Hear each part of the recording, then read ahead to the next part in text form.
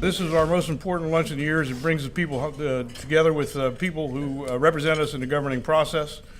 In a simple sentence, Thomas Jefferson told us that the cornerstone of democracy lies on the foundation of an educated electorate. And I saw another quote that Mark Twain put it a little differently, and that's another reason why this is important. If you don't read the newspaper, you're uninformed. If you do read the newspaper, you're misinformed. So here's the deal here. You're not going to be uninformed or misinformed because you're going to hear it straight from the horse's mouth. We passed the Ryan budget, which cut $6 trillion over 10 years, bringing, and these are reasonable approaches, bringing spending down to 2008 levels, dealing with the Medicare issue, but not affecting retirees, those who are retired or close to retirement. So anyone 55 and over would not be affected by this budget, because we made a promise to our seniors. We passed the balance, the cut cap and balance, which cuts a significant amount, $5.9 trillion out of the budget, and then put spending caps on the budget. We haven't had spending caps in 16 years. We did get a guaranteed vote on the balanced budget amendment, and the balanced budget amendment will solve problems. Our next speaker will be Senator Mike Fasano. He represents District 11. Two issues I'd like to speak about real quickly is one that is near and dear to me, and through the help of Senator Latvala and our House members, we were successful in getting some legislation passed this year, and over the last couple of years, in fact, to address a crisis in our state, and that is our pill mill crisis. As you know, we sadly, very sadly, we lose 7 people per day in the state of Florida due to prescription drug overdose. In fact, I believe when the medical examiner comes out the state medical examiner comes out soon, we will see that it's beyond 7 people a day. Unfortunately, Florida is known or designated by the rest of the country as the pill mill state here in the United States. We have addressed that issue. We've addressed it aggressively in the sense that the legislation we've passed over the couple of years and through ordinances that Pinellas County has done, Hillsborough County, Pasco County, Hernando, and through other ordinances throughout other counties throughout the state, we've addressed the problem by going after those unscrupulous characters. So I'm happy to report that we will be and have been addressing this, and I think we're going to start seeing some lives saved. Many of you, in fact all of you, are in the commercial industry asking how we can give you some relief as far as taxes. We passed a constitutional amendment, or I should say we passed a joint resolution that will be a constitutional amendment offered to the people of the state of Florida that would put a cap on commercial property as far as similar, in fact, to our Save Our Homes. It'll be Save Our Business here in the state of Florida. Also within that resolution, it will encourage people, first-time home buyers, giving them a higher homestead exemption. If you are a first-time home buyer in the state of Florida, we have so many homes in the state of Florida that are not occupied. This will encourage young people and other people who have never owned a home in the state of Florida for the past 3 years to be able to purchase one and get a, if you will, a super homestead exemption that will give them the ability to buy that home and not have to worry about the taxes that they may face over a period of time, property insurance premiums. We already have seen where Citizens is proposing a 2,000% increase for homes and businesses in Hillsborough County if you want sinkhole coverage. In Pinellas County, it's close to 1,500%. In Pasco County, it's 400, and in Hernando County, it's 600. Ladies and gentlemen, this is just the beginning if we don't either repeal the legislation or address it either in a special session or in our regular session in January of next year. It will have dire consequences on our home sales in this community. As you know, we're already faltering. Our economy is so bad that our home sales are very low. Foreclosures continue to rise. If these rates, along with others that are allowed in this bill to happen, our economy is going to struggle for years and years to come. I think we did some very good things with the education system this year and kind of making our public school personnel a little more accountable for the results that they get.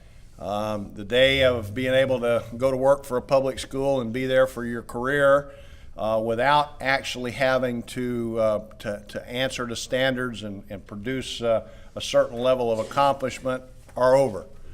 And I supported that, and even though I've always been a strong supporter of our public schools, I thought that was a kind of a wake-up call that we needed, and we did that this year. We reduced some taxes this year, even though we had a real budget shortfall. Our new governor felt that it was real important to kind of make Florida different from the rest of the nation, because many other states in the nation, the way they've solved the revenue shortfalls that they had is by increasing taxes. We reduced property taxes. Those of you that own your homes or your businesses or commercial property or even equipment will see that when you look at the water management districts and the basin boards, the kind of taxes that you've paid in the past are reduced, and that was done at the legislative level. We mandated that. One of the bills that I'm planning on doing this year is that right now a manufacturer can get a sales tax exemption on a piece of new equipment, say for $50,000 or up, and they can get a sales tax exemption on that, but they have to prove that they're going to increase their output by 10% in order to keep that exemption. And one of the things the governor and the Enterprise Florida have asked me to do is file a bill to allow that exemption to continue, but to remove that requirement that they actually have to increase their output with a new piece of equipment. You know, Senator Fasano stood up here and gave everybody in the world credit for what I think was probably the most important piece of legislation that we passed this year, and that was cracking down on the pill mills. But I want to tell you unequivocally, and I think everybody at this table will agree, that there's one person whose persistence and dedication is responsible for that bill passing, and it's Senator Fasano right there. Thank you very much. The two overwhelming things that hammer into my head that we were successful this session is that, one, we were able to balance the budget, which is our only constitutional requirement, without going a day over. And there were certainly some fireworks on the last night, as the Senate will testify to. But we were able to balance the budget on time. And number two, we did it without raising taxes. I believe wholeheartedly a national trend that we set in unemployment compensation. And what we've said here in the state of Florida is that when the unemployment rate is high, that you're going to stay on unemployment compensation longer, because it's really statistically more difficult to find a job. But when the unemployment rate is low, we're going to encourage you to get off of unemployment compensation and go find a job, because there are jobs there. And I think we've really taken a bold step here in Florida to say that, look, we're not going to forget about those who have fallen on tough times. We need to make sure that we are providing people the tools to re-enter the workplace, and we talk about some of the secondary education and those things. But I'm excited to see the stance we've taken on unemployment compensation. I think the best way to sum up what we did in Florida this year was to see President Obama and Governor Bush standing on the same stage at Miami-Jackson High School, saying that we're going to continue to reward the best and the brightest and ensure that we get rid of policies around this state that literally fire the last teacher in when an FTE has to be cut. Regardless of what side of the aisle you're on or where your principles fall, we have a definitional fight over the republic right now around this country. And the fight last night in Wisconsin was to recall those who had said that the public workforce should have to contribute to their pension. That's it. It was simply saying that those in the public sector should make some of the same sacrifices that you and I are making in the private sector. And it's a definitional fight, and it doesn't end in Wisconsin. And I think Governor Walker, personally, it's no secret, I'm a conservative Republican. I applaud the work that Governor Walker's done in Wisconsin, but that's coming here. And for me, I believe that the state should always be more powerful than the federal government. And what we saw in Wisconsin last night was not just a Wisconsin issue. I couldn't be more proud of our delegation. I couldn't be more proud of the work we've done together. We haven't gotten it perfect. We're not done. But we've all remained committed to making sure that Florida is the best state in this country to work, play, and raise a family. One of the things that we did that was very significant and nobody mentioned yet is that we in the legislature passed a Medicaid reform bill that cuts down on fraud and brings a lot of accountability. For those of you who don't know, out of all the people in Florida, about 2.2 million people are on Medicaid. And if the federal government has its way, about another 1.1 million people will be on it. And it is the program that has the potential to bankrupt the state of Florida. I'm glad we started some reform on it. We're still looking at it to see how it works. We'll have to keep a very good eye on it to make sure that we are saving the money that we can save.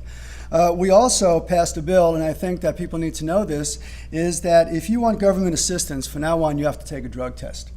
No more getting government assistance without taking a drug test. I'm going to run down one more time the pro-business agenda that we passed that everybody's talked about, because I think that when you hear it all together, you will realize how significant this is. So I rarely use notes when I talk, but there's so much that I actually had to write it down. So bear with me and listen, because you're going to like it. Of course, we shut down pill mills, and that was tremendous. We overhauled Medicaid that Representative Nehr mentioned. That is a third of our budget. I would submit that none of you are probably on Medicaid. You may not even know anyone that is, but it affects you because for every dollar that goes to Medicaid, that's $1 less that can go to other things like education and public safety. We passed tremendous pension reform to bring the public sector in line with the expectations of the private sector. We passed landmark education reform that Senator Latvala and Senator Grant talked about. We provided corporate income tax relief. We passed extensive medical malpractice litigation reform that will hopefully help keep doctors in the state of Florida.